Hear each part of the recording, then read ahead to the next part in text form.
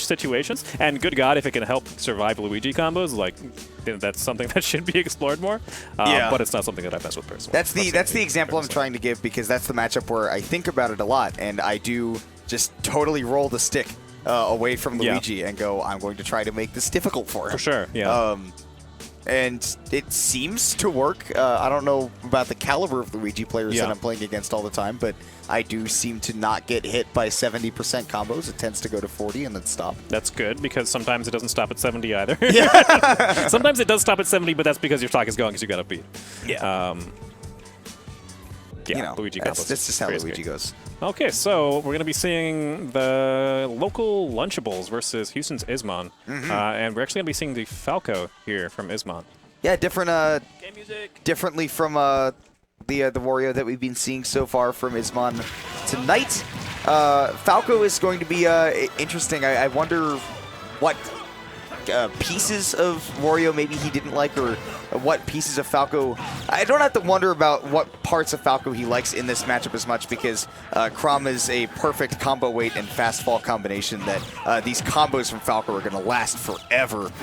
Yeah, I'd be very interested to see how he edge guards Chrom as Falco, because historically that's like one of the easiest ways to counter Chrom is like if your character has a counter or like a flood or anything else that can easily finish off his up B, then like you literally just knock Chrom off stage and can be dead at any percent. I don't know if Falco has something like that. He has a down air, but it's kind of hard to connect. It's going to be tricky to like get around the mix-ups that Chrom has with the spacing of his up B. And so while Ismon will be able to put on percent really, really quickly, I wonder how he's going to be finishing stocks. Yeah, it's I mean, it's probably going to come from these up tilt combos and possibly from these edge guards. We'll see. The down air is his flavor of choice. Nice. Yeah. From that distance away, it's going to be pretty hard for Lunchables to mix up how he's using his up B. So it should be pretty easy. Should be easier at the very least to be landing those spike down airs. We'll see. It's exactly like that's what I'm talking about. Like, pull back a little bit, not a little bit higher. That makes it so that those hitboxes come out a little bit earlier than you're expecting, and then you get scooped and then your stock's gone. So. Oh my gosh, damage? Yeah, lots of damage. Damage? Nair strings, Cromroy favorite. Ooh.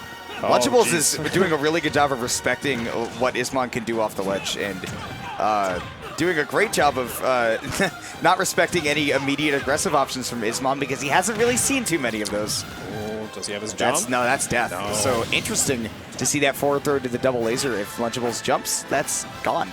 He jumped into the forward throw, so I'm wondering if he got his double jump back from that situation. If you get thrown in this game, you do get your double jump back. Not if your feet don't touch the ground.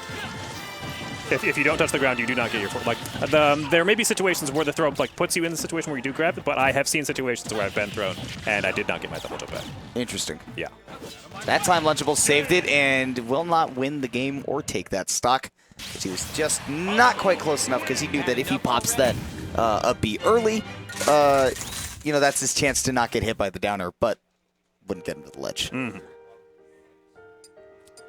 So pretty dominant there from Ismon. I think the big folly there was letting a person that has a Falco have Battlefield available, because that's an amazing Falco stage. And that's one of the interesting things about the first stage selection is because we do stage first, you don't know what character your opponent is playing whenever you're striking for the first time.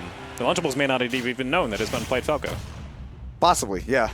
Could have just seen the Wario earlier and been like, oh, okay with Battlefield, because then you can't run away as much. But now seeing the Falco out, going to be making the switch to the Lucina, and it's a character we talked about before, man. I think Lunchables is definitely going to try to capitalize on the edge guarding above all else.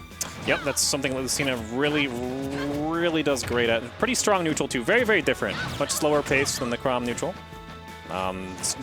Doesn't really get as big combo strings, but she does have some great stuff with those big buttons. The only problem is Lunchables is going to have to deal with the ability that he can't just be the can opener that he usually is as a player with Lucina, but he can just dancing blade him twice in a row. For sure. Why not? Okay, back air. Seems like Lunchables doesn't have the best grasp of Falco's frame data, particularly like on shield. Yeah, I don't know if he's ever played against a Falco before, honestly. Yeah, there are not many. Which is a shame, because this character's sick. Wow, what an edge guard from Ismon. That was a great trade on the forward air versus the up B. Because even if he got the final hit from that, if Lunchables had the jump, he may not make that back. Forward throw doesn't set up on the platform like Lunchables was maybe intending to. Ismon just waiting. Both of them just flickering shields both at of each them other. just fishing for parries in that situation. It's usually pretty hard to like fight back if your opponent hits it either like a falling aerial or a rising aerial in like either situation. But if you parry it, then you know, easy peasy. Ooh, reading that roll in. Ismon was waiting. Yep. Wow, his command of this game is amazing. You can see that this is at Ismon's pace and not at Lunchables. Absolutely. Yeah. Lunchables. Still trying to get a feel for the character, it looks like. And then that up B at a shield, I think, is a good example of why. Lucina up B at a shield comes out insanely fast.